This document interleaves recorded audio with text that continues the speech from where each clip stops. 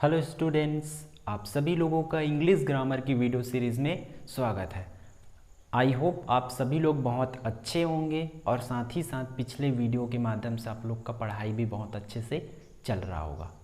अगर आप लोग पिछली वीडियो देखे हो और आप लोग को कंटेंट समझ आ रहा है, टेंस पढ़ रहे हैं हम लोग ग्रामर में, टेंस समझ आ रहा है, तो और भी लोगों के साथ शेयर करो ताकि उन लोग को भी इसका लाभ मिल सके। ठीक है, और साथ ही साथ चैनल को सब्सक्राइब करें अगर आपको अच्छा लग रहा है तब। ठीक है, और साथ ही साथ शेयर करो अगर ये जिसको उपयोगी हो या जिसके लिए उपयोगी हो।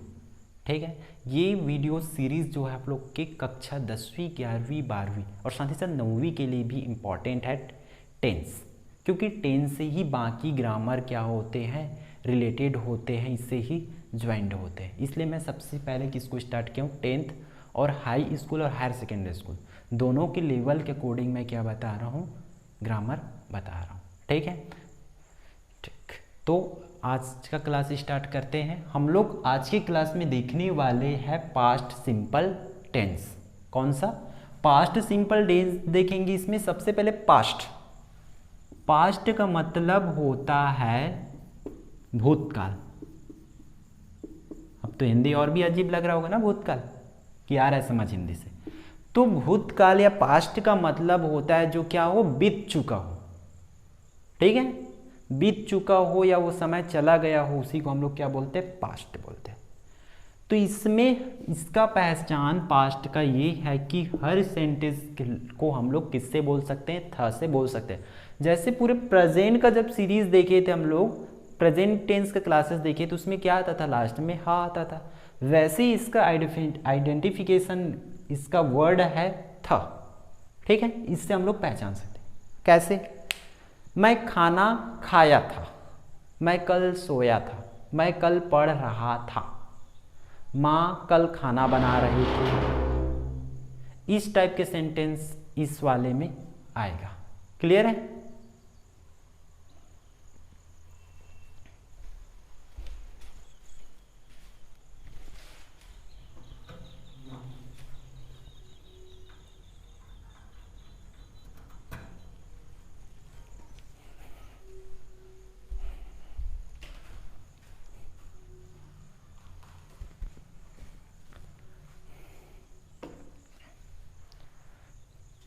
तो हम लोग सबसे पहले इसका क्या देख लेते हैं, स्ट्रक्चर।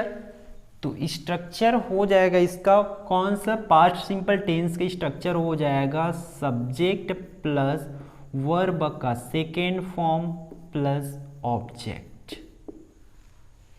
इकलौता टेंस है, या बोल सकते हैं एकमात्र ऐसा टेंस है जिसमें वर्ब का सेकेंड फॉर्म यूज होता है। ठीक है, और सबसे छोटा भी यही है टेंस स्ट्रक्चर, सबसे छोटा इसी का है।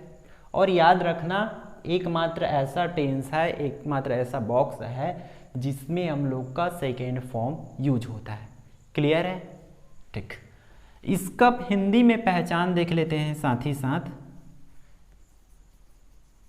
इसका पहचान है या, ई ए, इस तरीक़ा से आएगा।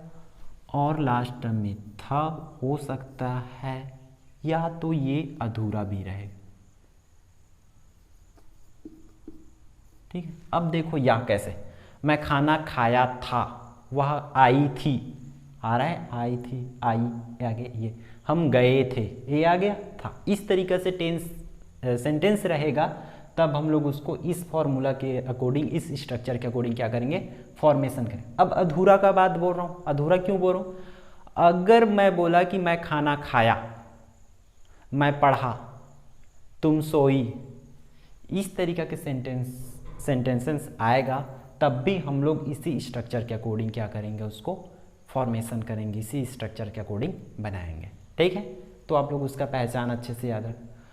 अब देख लेते, इसमें तो हेल्पिंग वर्ब तो है नहीं, ठीक नहीं है ना, तो फिर डायरेक्ट चलते हैं इसका फॉर्मेशन में। जैसे कि मैं दिल्ली गया था। ठीक है, मैं दिल्ली गया था। इसका क्या हो जाएगा, पहले सबसे पहले सब्जेक्ट रखना। तो सब्जेक्ट क्या है, मैं के लिए आई, फिर वर्ब का हम लोग को सेकेंड फॉर्म यूज करना है। वर्ब क्या है, इसमें काम क्या हो रहा है, देखो गया, गया मतलब जाना, जाने वाला हो रहा है ना, तो गो, गो मतलब जाना होता है, लेकिन यहाँ सेकेंड फॉर्म यूज करना है। तो गो का सेकेंड फॉर्म क्या होता है, गो वेंट गॉन, क्या होता है, गो वेंट गॉन, ये इसका सीरीज है।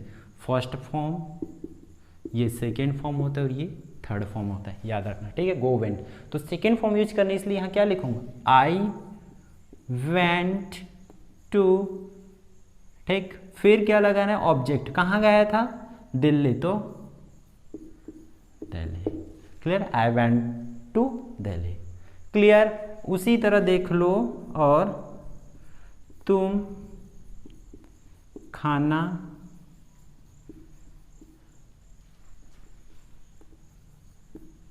खाई थी, ठीक है, तुम खाना खाई थी। इसका देखो सबसे पहले सब्जेक्ट रखना, सब्जेक्ट क्या है यहाँ पर, तुम मीन्स यहाँ आ जाएगा यू, फिर इट, वर्ब लिखना है, तो वर्ब क्या मतलब खाना होता है, ईट मतलब खाना होता है ना, इसका होता है ईट, एट, ईटन,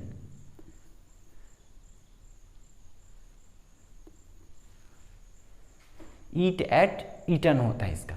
तब हम लोग को कौन सा फॉर्म यूज करना है, सेकेंड फॉर्म यूज करना है, इसलिए यहाँ पर क्या आ जाएगा, एट आ जाएगा, यू एट, फिर डायरेक्ट क्या है, ऑब्जेक्ट, मीन्स किसको खाने की बात हो रहा है, खाना को, तो फूड, यू एट फूड, इस तरीका क्या आएगा इसमें सेंटेंसेस, क्लियर, ठीक। जैसे कि और देख लेते हैं, राम अच्छा गाना गाया था, ठीक है।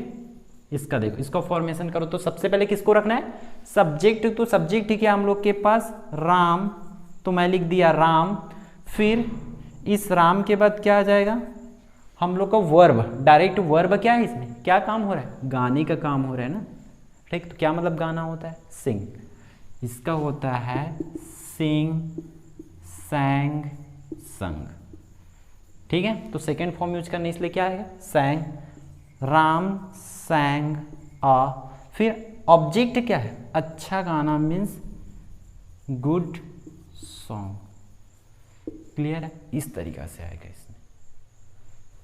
अब हम लोग देखते हैं इसका नेगेटिव बनाने का नियम। तो नेगेटिव बनाने का नियम ये है, पहला तो सब्जेक्ट के बाद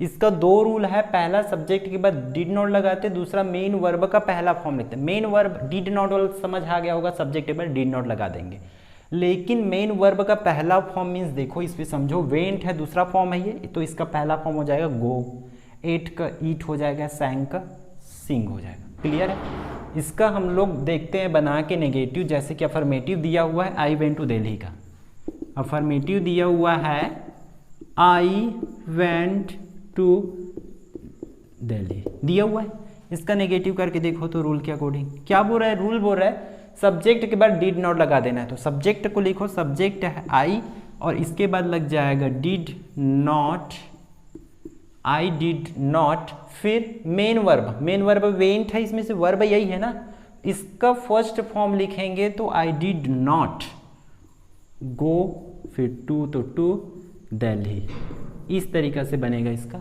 नेगेटिव, क्लियर। ये फर्स्ट का हो गया। सेकेंड का देखते हैं, तुम खाना खाई थी, अफर्मेटिव में you ate food, you ate food, इसका करके देखते हैं रूल के अकॉर्डिंग, सब्जेक्ट के बाद क्या लगा देना, चुपचाप डिड नॉट लगा देना। यहां हम लोग यू, सब्जेक्ट यही है, सब्जेक्ट के बाद क्या लगा देंगे, did not, you did not, फिर मेन वर्ब का फर्स्ट फॉर्म, वर्ब ये है, इसका पहला रूप लोग लिख दो, यू डिड नॉट ईट, फिर फूड है तो फूड, क्लियर, ठीक। फिर थर्ड वन अगला का देखते हैं हम लोग। अगला है, अगर इसका फॉर्मेटिव लिखता हूं मैं, राम sang अ गुड सॉन्ग। इसका क्या बनेगा? नेगेटिव। इसका नेगेटिव हो जाएगा, सब्जेक्ट के बाद सिर्फ क्या लगा देंगे? Did not. तो Ram did not sing a good song. Clear है? इस तरीके से बनेगा इसका नेगेटिव। आप लोग बस इस रूल को ध्यान रखना। क्लियर? आगे देखते हैं हम लोग इसका अगला सेंटेंस बनाने का, इंट्रोगेटिव बनाने का।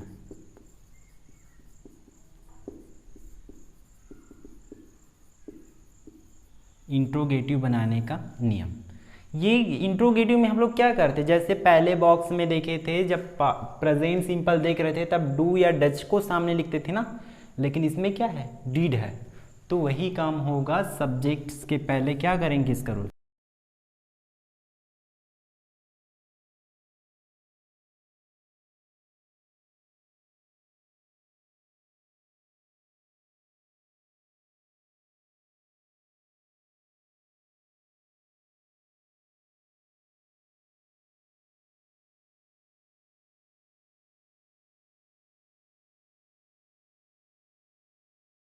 ठीक, ये है इसके रूल। 3 रूल। पहला रूल बोल रहा है सब्जेक्ट से पहले हम लोग को डिड का प्रयोग करना है, डिड को लिख देना है।